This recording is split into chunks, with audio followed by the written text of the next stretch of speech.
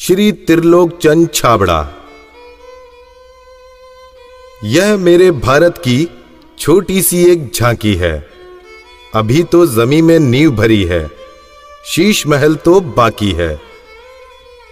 Mission आर्थिक आजादी के जनक श्री त्रिलोक चंद छाबड़ा जी का जन्म सन 1957 में राजस्थान के अजमेर जिले के एक छोटे से गांव नानसी में हुआ। पिता मोहनलाल जी गांव में एक छोटा सा जनरल स्टोर चलाते थे। माता धापू देवी गृहिणी थी। 6 भाई बहनों में से श्री टी.सी. छाबड़ा जी तीसरे नंबर के पुत्र हैं। अपनी प्रारंभिक शिक्षा इन्होंने अपने गांव में और उच्च शिक्षा जयपुर में पूरी की। विलक्षण प्रतिभा के धनी श्री त्रिलोक चंद छाबड़ा जी सफल व्यवसायी के साथ साथ एक संगीतकार, गीतकार, लेखक और एक अच्छे वक्ता भी हैं। मेरी शादी बचपन में जल्दी हो गई थी और 77 में हुई और बहुत ही सरल और स्वभाव के और अच्छे स्वभाव के मुझे मेरे हस्बैंड मिले। हम एक भिलवाड़ा आए और फिर 2000 में ये जो सिस्टम है आरसीएम चालू किया। आई वॉज 18 ईयर्स जब आरसीएम की शुरुआत हुई और हमारे सामने ये सब चीज़ें हो रही थी जब हम एजुकेशन में थे और हमारे पापा ने बिज़नेस स्टार्ट किया था और वो शुरू से बहुत ही सिंपल पर्सन रहे, तो उनका जो स्टाइल ऑफ बिज़नेस था वो भी बहुत सिंपल था। But at the same time वो ये जो उनका एक प्रिंसिपल है कि things should be in a very organised manner. Trilok Chand Chhabra ji को मैं लगभग पिछले 27 सालों से जानता हूँ और उनके सानिध्य में मैंने काम भी किया है। छाबड़ा जी की जो सबसे पहली क्वालिटी है कि या तो लोगों पे जिन लोगों पे भी जो विश्वास करते हैं उन लोगों पर पूरा बिलीव करते हैं, और दूसरे उनकी जो क्वालिटी है कि वो किसी काम को करने की जब ठान लेते हैं तो उस काम को किसी भी हालात में उसको पूरा करते हैं।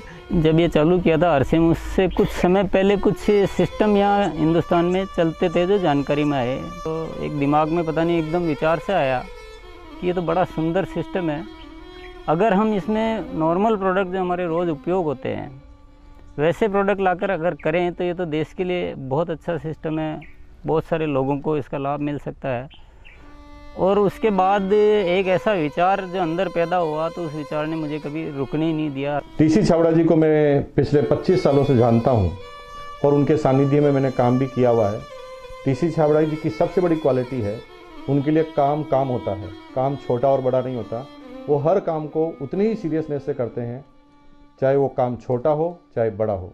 मुझे याद है जब आरसीएम की सबसे पहली मीटिंग हुई थी, एकदम फर्स्ट मीटिंग, मैं उस मीटिंग में प्रेजेंट थी और वो एक पेड़ के नीचे बाहर मीटिंग हुई थी जहाँ पे मुश्किल से शायद 20 लोग बैठे होंगे। क्या मालूम, इनसे पहली बार मिलते ही मुझे लगा कि कुछ विशेष व्यक्ति है ये, जो बोल दिया एक बार फिर वो याद है, वो एक कंप्यूटराइज काम हो गया। मेरी एक नेचर है कि मुझे अगर कोई चीज़ अच्छे से समझ में आ गई, मैं कन्विंस हूँ कि हाँ ये ज़िंदगी में सही है या ये काम सही है, तो मैं फिर किसी के रोके रुकता नहीं हूँ। तो आरसीएम की भी यही कहानी है। शुरू में सबने मना किया, परिवार वालों ने भी मना किया, दोस्तों ने भी मना किया, बहुत सारी चीज़ें भी हुई, लेकिन मैं कन्विंस था, मुझे समझ में आ गया था कि ये सिस्टम है, इसको देश को इसकी ज़रूरत है, आम आदमी की ज़रूरत है। वो हमेशा एक ही चीज़ बोलते हैं लाइफ में कि चाहे दुनिया कहीं पे भी कुछ भी कर रही हो, चाहे पूरी दुनिया भी अगर वो चीज़ कर रही है और अगर वो गलत है तो हमको उसका साथ नहीं देना चाहिए, हमको हमेशा सही चीज़ ही करनी चाहिए। जो उन्होंने अपने जबान से कहा उसको उन्होंने पूरा किया।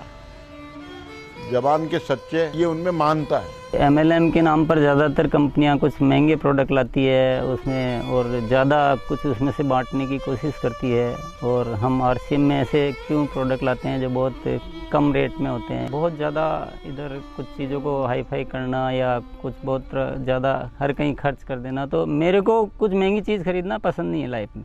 तो मेरे को जो पसंद नहीं है मैं बेच कैसे सकता हूँ। हमारे हिंदुस्तान का मिशन मंगल इसका एक बहुत बढ़िया उदाहरण है कि उन्होंने उस पर्टिकुलर बजट में उनको बनाने की सोचा तो उन्होंने वो चीज़ बना कर दी। ये कोई भी वादा करते हैं वो पूरा करते हैं और इन्होंने जो सोच लिया कि मुझे ये काम करना है वो करके रहते हैं, और इन्होंने जो भी सोचा ईमानदारी से कर रहे हैं पूरा। बहुत सारी चुनौतियाँ आई इस काम को करते हुए। बहुत सारे लोगों ने साथ निभाने का वादा किया, साथ चले, काम को आगे बढ़ाया, फिर उनके मन में पता नहीं क्या लालच आया तो उन्होंने पूरा बाहर जाकर एक नई कंपनी शुरुआत की और पूरा आरसीएम पर अटैक करना चाहिए और आरसीएम के सारे लोगों को, सारे सिस्टम को तोड़ने की एक बार नहीं कई बार बार ऐसे प्रयास हुए कि जब ऐसी घटना हुई है तब आरसीएम में बड़े निर्णय हुए हैं। जो सामान्य गति से चल रहा था उसमें एक मजबूती आई, एक बड़े निर्णय लेने की ताकत आई कि अब तो इसको करके ही रहना है। वो बहुत कम बोलते हैं और बोलते हैं वो एकदम सत्य और सीमित मात्रा में। डायरेक्ट सेलिंग सिस्टम में एक बहुत बड़ी बात सीखने को मिली कि लोगों को कभी भी आप ओवर कमिटमेंट मत करो। 2011 में जो हमारे साथ में ये गवर्नमेंट का हुआ उसमें बहुत अलग हमारे पर इफ़ेक्ट हुआ उस चीज़ का कि ये भी होता है क्या लाइफ में ऐसा।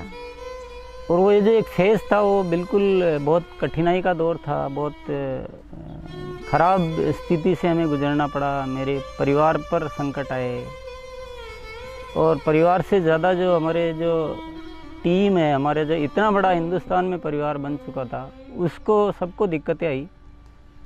लेकिन एक मन में विश्वास था कि आखिर जो सत्य हो तो सामने आएगा। ऐसा ट्रैजिक पीरियड आया था कि पूरी दुनिया ने ही बोल सकते साथ छोड़ दिया। इनफैक्ट जो एकदम अपने बोलने के लिए होते हैं उन लोगों ने भी साथ छोड़ दिया। लेकिन पापा की वो जो हिम्मत थी और जब भी हमने उसके बाद या उस दौरान जब भी हमको मौका मिला उनसे बात करने का, उन्होंने एक ही चीज़ बस हमको बोली थी कि सब कुछ ठीक होगा क्योंकि हमने कुछ गलत नहीं किया किसी के साथ। हमारे जो आरसीएम परिवार है उनका इतना विश्वास था कि उन्होंने 1 साल इंतज़ार किया और पूरा डटे रहे। और जब उनका इतना विश्वास था तो उस विश्वास में इतनी ताकत आ गई और ये सब चीज़ें, जो भी संकट का समय था वो निकला और अब सब चीज़ें धीरे धीरे अच्छी हो रही है। ऐसे साथी मुझे इस सिस्टम की वजह से मिले। आज इतनी बड़ी सेना कह सकते हैं, इतना बड़ा परिवार कह सकते हैं देश के कोने कोने में, और उसमें इतने जो संस्कार बने हैं, ये हमारे लिए एक बहुत खुशी की बात है। इतना बड़ा व्यापार उद्योग धंधा होने के बावजूद, इतनी बड़ा साम्राज्य होने के बाद भी उनमें तनिक भर भी अहंकार या पैसा होने का घमंड दिखलाई नहीं देता है। ये उनकी सादगी और उनकी महानता को दर्शाता है।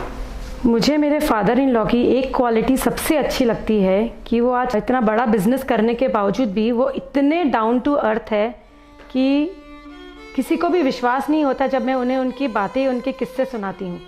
एक छोटी सी बात ले लीजिए, अगर हम जब भी खाना खाते हैं हम डाइनिंग टेबल में बैठ के खाते हैं, पर वो आज भी प्रेफर करते हैं कि हम ज़मीन पे उनके साथ बैठ के उनके साथ भोजन करें। त्रिलोकचंद जी छाबड़ा एक व्यक्ति नहीं, आंदोलन है। उनके जीवन में उन्होंने बहुत संघर्ष तो किया ही है, लेकिन सबसे बड़ी बात उनमें है सादगी और सच्चाई। आरसीएम की शुरुआत से ही मैं काम कर रहा हूं और जब आरसीएम बिजनेस की शुरुआत हुई थी तो टीसी छाबड़ा जी की एक सोच थी कि दुनिया में जो कंपनियां आती है मल्टी लेवल मार्केटिंग में, वो बड़ी बड़ी और महंगे महंगे प्रोडक्ट लेकर आती है। और टीसी छाबड़ा जी की सोच थी कि मैं एक ऐसी कंपनी की स्थापना करूं जो इस तरह के प्रोडक्ट बनाए जो इंडियन रेट में हो, इंडियन कल्चर में हो, इंडियन मेंटालिटी को सूट करते हो और आम आदमी उस बिजनेस को कर सके, आम आदमी अपने जीवन को बदल सके। 2016 में इसकी गाइडलाइन जारी की गई भारत सरकार द्वारा। उसके बाद से इसमें काफ़ी स्पष्टता आ चुकी है। उसके बाद हमने पूरे सिस्टम सेट किए, हमने पूरे टेक्नीशियंस सेट किए, हमने लेबोरेटरी सेट की और इतना बड़ा सेटअप हो चुका है कि आज हमारे आरसीएम की प्रोडक्ट रेंज में करीब 400 प्रोडक्ट शामिल हो चुके हैं और आगे ये श्रृंखला चालू है। आरसीएम क्यों अपनी ओन मैन्युफैक्चरिंग इकाइयाँ स्थापित करता है या अपना सेटअप क्यों लगाता है, इसके पीछे जो मुख्य कारण है कि आरसीएम ने अपने प्रोडक्ट डेवलपमेंट में 4 कमिटमेंट कर रखे हैं कि ये चारों चीज़ें हमेशा रहेगी। पहली चीज़ है प्रोडक्ट उपयोगी होंगे, दूसरा स्वास्थ्य के लिए अच्छे होंगे, क्वालिटी नंबर 1 होगी और रेट बहुत रीजनेबल होगी। आरसीएम हमेशा उसके लिए कमिटेड है और इसीलिए इतनी सारी इकाइयाँ स्थापित की गई है और नए प्रोजेक्ट प्लानिंग में है। फर्स्ट ईयर था उस समय 21 करोड़ का टोटल टर्नओवर हुआ था और हाईएस्ट टर्नओवर जो है आरसीएम का वो 1750 करोड़ तक एक साल का हो चुका है। अच्छी बात ये कि हर साल 30% ग्रोथ हो रही है, पिछले 5-6 सालों से मेंटेन ग्रोथ है। अपनी तरफ से पूरी कोशिश ये रहेगी कि कोई भी कमी किसी भी तरह की हमारी तरफ से नहीं रहेगी कि इस काम को एक बहुत ऊंचे मुकाम पर पहुंचाना है। और जब लाखों लोगों के जीवन में अगर हमारे इस छोटे से प्रयास की वजह से अगर थोड़ा भी हम कुछ योगदान कर सकते हैं, ये हमारे लिए बहुत गर्व की बात है। मेरा गोल जो है वो ये है कि आज अपन इस RCM को हिंदुस्तान में नहीं बल्कि कुछ ऐसा करेंगे कि पूरे विश्व में इसका बहुत बड़ा नाम हो। तो आइए सदी के इस महापुरुष, आर्थिक आजादी के जनक, लाखों लोगों के प्रेरणा स्रोत श्री त्रिलोक चंद जी छाबड़ा को हम सब खड़े होकर जोरदार तालियों की गड़गड़ाहट के साथ ओजस्वी उद्बोधन के लिए आमंत्रित करते हैं।